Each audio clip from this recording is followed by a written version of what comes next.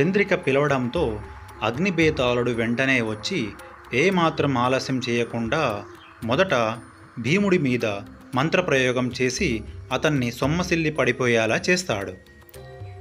అది చూసిన సోముడు ఏమాత్రం ఆలస్యం చెయ్యకుండా అక్కడ నుండి పారిపోతాడు. అప్పుడు అగ్నిబేతాళుడు కపాలిని పిలుస్తాడు. కపాలా, ఎక్కడున్నా త్వరగా రా. అగ్నిబేతాళుడు అలా పిలవడంతో కపాలుడు ప్రత్యక్షమవుతాడు. కపాలా, ఇద్దరి భటులల్లో ఒక భటుడు తప్పించుకొని పారిపోయాడు. అతన్ని ఎలాగైనా ప్రాణాలతో తీసుకురా. అతన్ని కూడా భైరవీ మాతకి బలి ఇవ్వాలి. వెళ్ళు, త్వరగా వెళ్ళు, వెళ్ళి తీసుకురా. అలాగే గురువుగారు.